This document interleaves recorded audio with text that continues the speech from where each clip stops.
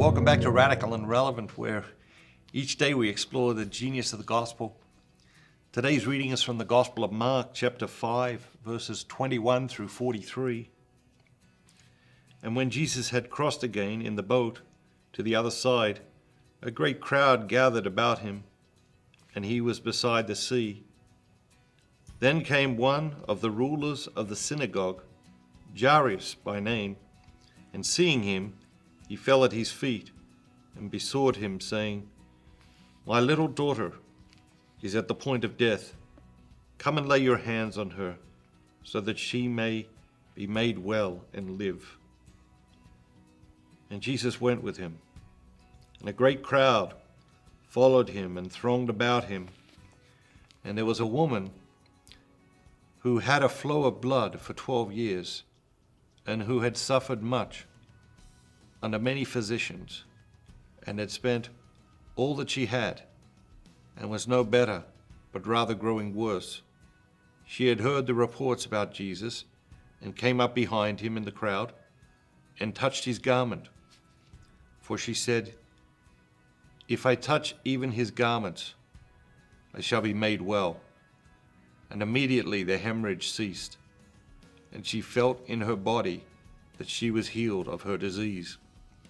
And Jesus, perceiving in himself that power had gone forth from him, immediately turned about in the crowd and said, "Who touched my garments?" And his disciples said to him, "You see the crowd pressing around you, and yet you say, 'Who touched me?'" And he looked around to see who had done it. But the woman, knowing what had been done to her, came in fear and trembling, and fell down before him and told him the whole truth. And he said to her, "Daughter, your faith has made you well. Go in peace and be healed of your disease." While he was still speaking, there came from the ruler's house some who said, "Your daughter is dead. Why trouble the teacher any further?" But ignoring what they said, Jesus said to the ruler of the synagogue, "Do not fear, only believe." And he allowed no one to follow him except Peter and James and John, the brother of James. When they came to the house of the ruler of the synagogue, he saw a tumult and people weeping and wailing loudly. And when he had entered, he said to them, "Why do you make a tumult and weep?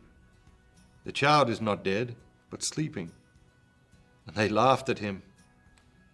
And he put them all aside and took the children's father and mother and those who were with him, and went in where the child was. And taking her by the hand, he said to her, "Talitha cum," which means, "Little girl, I say to you, arise." And immediately the girl got up and walked, for she was 12 years old. And immediately they were overcome with amazement. And he strictly charged them that no one should know this, and told them to give her something to eat. Another long reading today, but what jumps out at you? You know, we have these stories of faith, incredible faith, really. The ruler of the synagogue, so you can imagine the ridicule this guy is going to get, and probably was getting. His daughter is dying, and his friends, the scribes and the Pharisees, they're trying to take down Jesus. But you see the truth when these sorts of things happen. I've used the example before, like you could be the best football player in the world. The best football player in the world. And if you're the best football player in the world, probably your whole world is football, and understandably. If you're the best football player in the world and your 5-year-old daughter gets cancer, how much does football matter then?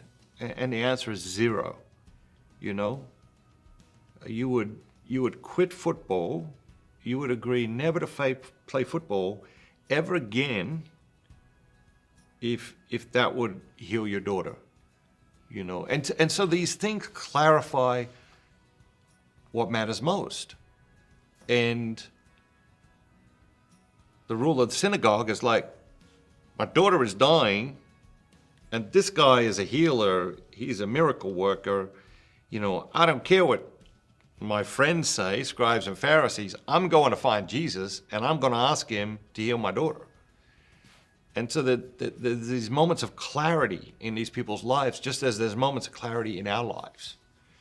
And then you have this woman who, wow, she's like one of my favorite people in the Gospels. I mean, she's a legend. She has this incredible faith. She's like, if I could just touch his garments, I'm going to be healed. Like, that is like extraordinary faith. Now, juxtapose that against the fact that you and I can go to Mass and receive Jesus in the Eucharist, body, blood, soul, and divinity. And what is the power of that? What is the power of the Eucharist? If this woman can be healed of this hemorrhage that's been going on for 12 years just by touching Jesus' garment, what is the actual power of the Eucharist? And how far are we from really perceiving the power of the Eucharist? Have a great day. And remember, be bold, be Catholic.